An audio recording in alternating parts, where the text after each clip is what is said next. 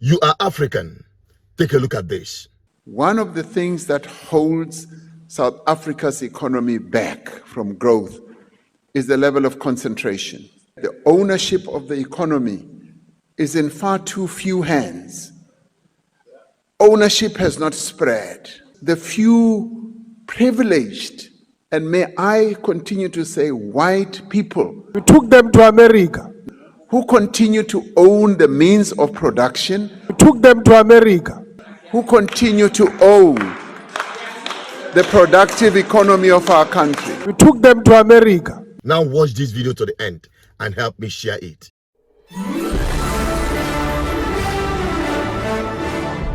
You are welcome back again on this platform, BVI Channel 1, where we tell you undiluted truth, preaching this gospel of truth to liberate Africans from the control of Western powers. You remember very recently, I made a publication on this platform where the president of South Africa was seen helplessly being humiliated by Trump. But why wouldn't you arrest that man? That man said, kill the white farmers, kill the white farmers. And then he danced, and he's dancing, and it's kill the white farmers. I think, I'm not sure, but I think if somebody got up in Parliament and started saying, kill a certain group of people, he would be arrested very quickly. That man is going all over South Africa, and that's not a small party. That was a stadium that holds 100,000 people, and I hardly saw an empty seat. That's a lot of people. That's a lot of representation. And those crosses, we have dead white people. Yeah. Let me clarify that, because what you saw, the speeches that were being made, one, that is not government policy.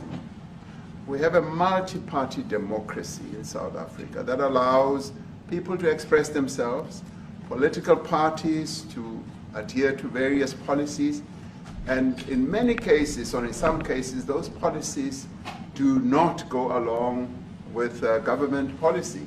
Now, after that incident, the man don't come back. Oh, he had come back to Africa and started his lamentation.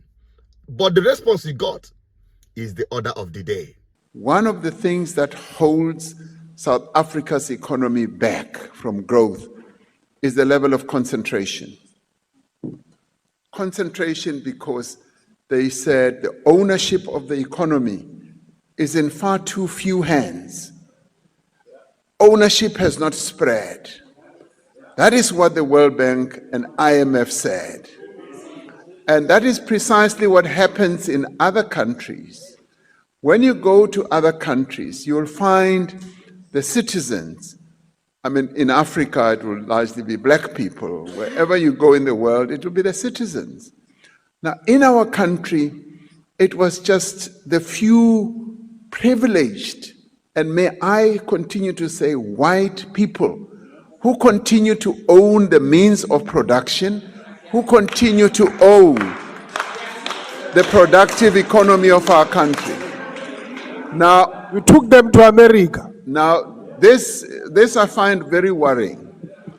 I find it very worrying that we continue to have this notion that BEE is the one that's holding our economy back. It is the partial and exclusive ownership of the means of production in our country that is holding this economy from growing. So, what we seek to do, as set out in the Equality Clause in our Constitution, to redress the imbalances of the past. If we accept that the ownership of our economy is imbalanced, the clause on equality in our Constitution seeks to undo that, to redress that. So therefore, ownership of our economy should be broadened. And I can tell you, Dr. Mulder, there's nothing that gives our people joy, particularly black people, as they go around and they find that this production facility is owned by a black person. It warms one's heart. It makes us feel so good. because we've come from a horrible past when that was not allowed by law, where people were arrested.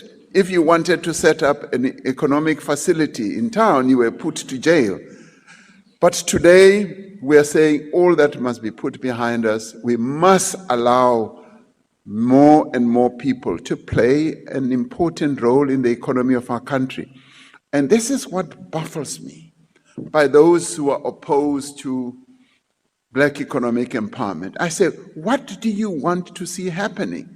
Do you want to see Black people continuing to play the role of laborers, drawers of water, hewers of wood, and consumers only? Why can't Black people be made to own productive aspects of our economy? Why can't they be rich as well? That is what needs to happen. Because it is when they get to that level. Dr. Mulder, you look at the Afrikaners, the history of your people. If you look at the history of your people, they were held back by the English. And with later days, they were enabled. They became more and more economically empowered. And they became economically empowered due to the policies of apartheid, the laws that were put in place, the sweet deals that they were given, and they started getting more and more into being serious economic players. Why can't the same be done for Black people? Why? Honestly speaking, this man Melema is not helping matters. Oh yes.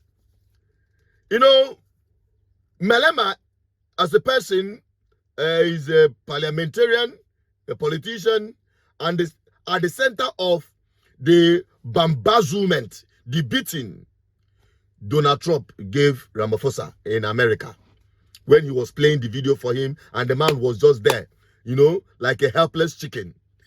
He couldn't explain himself properly, like he is in front of his, what will I call it, his employer.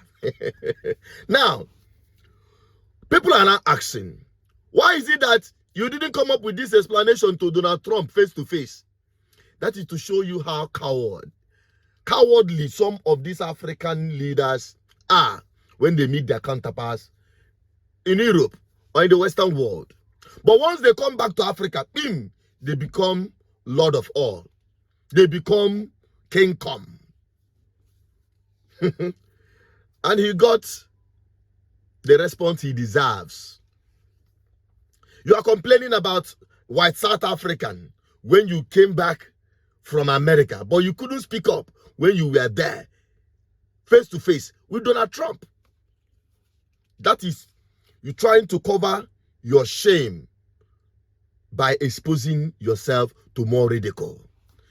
This coming back to South Africa to lament is just like a dog on a leash barking, but when he let loose,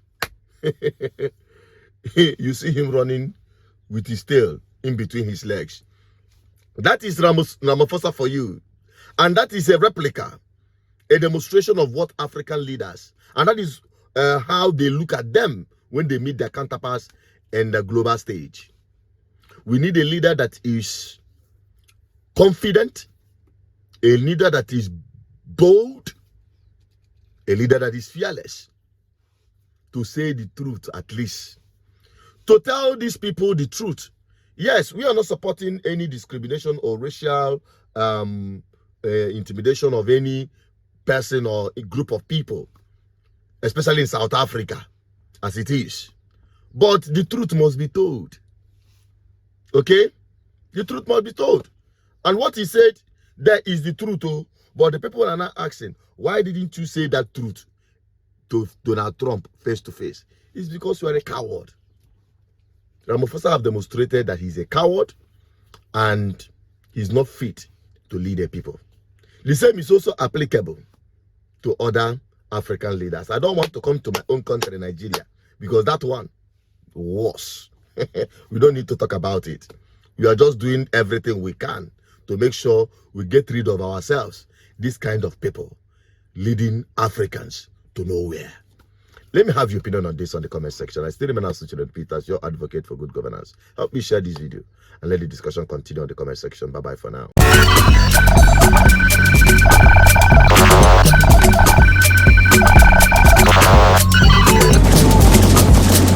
GGN, uniting the people for good governance.